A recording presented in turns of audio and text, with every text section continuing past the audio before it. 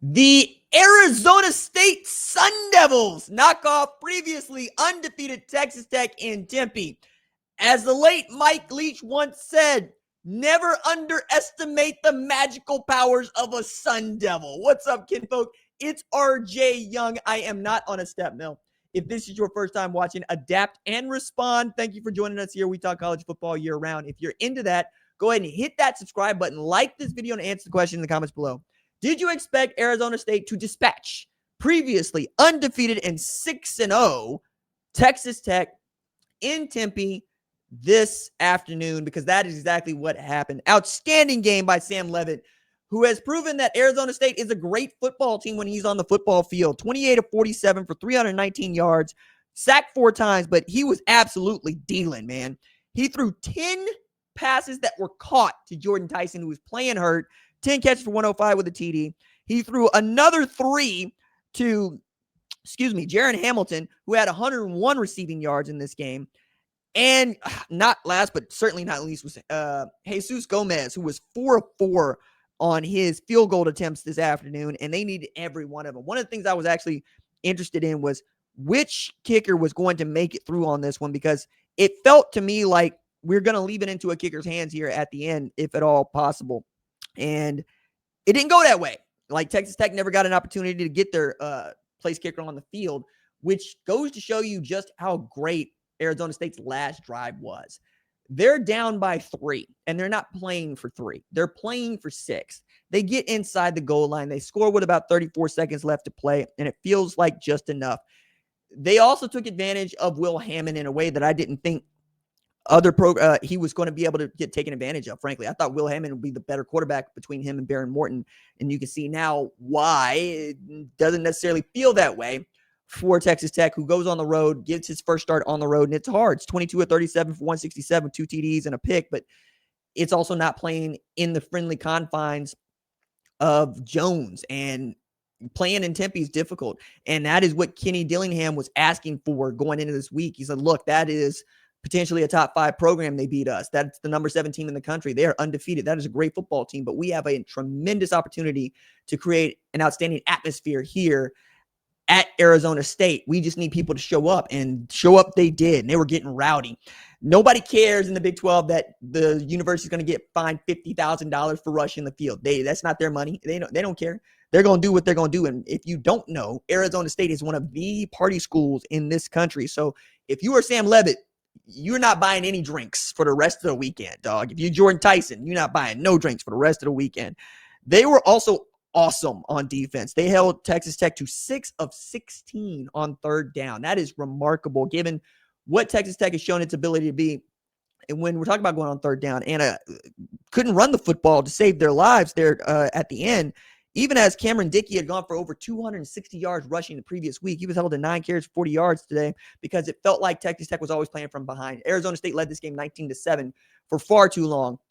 And then Will Hammond summons a drive, and it feels like, okay, we're about to get a ball game that breaks out. And that's exactly what we got. We got a ball game that broke out in the last quarter of this game, where it was very clear to me that the winner of this game feels like the front runner to play in the Big 12 championship between the two of them. Now you got BYU, who's undefeated in league play and undefeated, Cincinnati, who's undefeated in league play, and now you got Arizona State, who's brought Texas Tech down to their size, as Utah's got to play BYU later this evening. We expect that's going to be a tremendous and cool game. The Holy War always is, but this is the first time that those two programs have both been ranked at the same time when they play since 2009. And while Utah hasn't always looked great, when they're able to run the football, they're pretty stout, and their defense has been pretty damn good, all things considered. Same thing with BYU, which has turned into a top 25 program, despite me going, Bear Bachmeier hasn't shown me something. He has sense, right? He can throw the football, he can move around.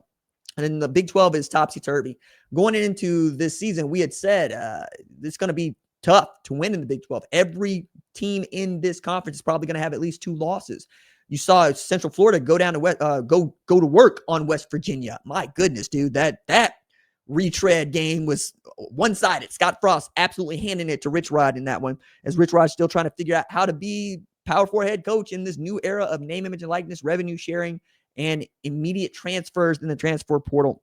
But back to Arizona State and what they've been able to do here. Their losses are Utah when they don't have Sam Leavitt at quarterback. Jeff Sims is not your guy to throw the football, although he did get some game here and he ran some QB power. That's good for him. And they got the loss to Mississippi State, who had Florida on the ropes, but also does not look like a doormat in the SEC anymore. And it's got one of the toughest schedules in all of college football. Arizona State might have played themselves back into a top 25 ranking after this one, but this is more for me about Texas Tech and their Icarus moment. This is now the second team that we've seen in as many days who's undefeated and ranked in the top 10 go down. Number 2, Miami went down to an unranked opponent, to an unranked Louisville, and Arizona State goes down to unranked Arizona State. Joey McGuire and Texas Tech are by no means out of the Big 12 championship race or the college football playoff for that matter, but this is sincerely going to dent that opportunity. It always felt like the Big 12 was going to have just one team get into the college football playoff because of the nature of the conference and how valuable we think the conference is compared to the Big 10 and the SEC, let alone the ACC, which feels very much like Georgia Tech's to win now. Maybe UVA is there. We'll see. Florida State, who's still looking for their first ACC win since over a year ago. Like, we're approaching 400 days since Florida State last got an ACC win. Meanwhile, if you're Arizona State, you feel really good about this the rest of the way because you got Houston, who is very much in your way and you're in theirs, and that'll be an outstanding game next week, 7 o'clock. And then you got an Iowa State that is dealing with injury, but it's still very dangerous. You're at Iowa State. Playing Jack Trice is not as hard as playing in Tempe, but it's difficult. You get the bye, then you ought to run through what's left of the program, right? It's West Virginia, it's Colorado, it's Arizona. There's every opportunity for Arizona State to get back to the playoff and still win the Big 12 championship for a second year. We didn't think that was going to be possible if they took this loss to the Texas Tech Red Raiders. But as I'm also thinking about this, I wonder if you bet on this game. And if you did you use my bookie to do it?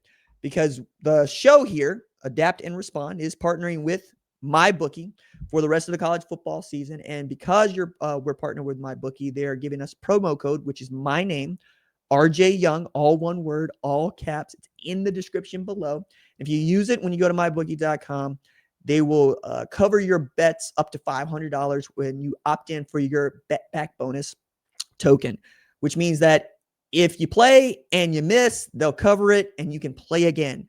So if you were the person that bet on Texas Tech to win this game and you lost, this would be an opportunity for you to go play again if you use the promo code that is my name, RJ Young, all caps. Makes it really simple for you to bet against the spread, play your props, in-game lines. So if you caught it and said, I don't know about this anymore, maybe I can try to make my money back, and you bet the other way, maybe that's a way to go here. In as far as the Big 12 championship races, it's wide open, man. Like, if Utah can somehow get a win tonight against BYU, that means we are down to 0 undefeated teams left in the Big 12 conference, which is not great for getting multiple teams in the college football playoff, but it is great for a second half of college football that is outstanding.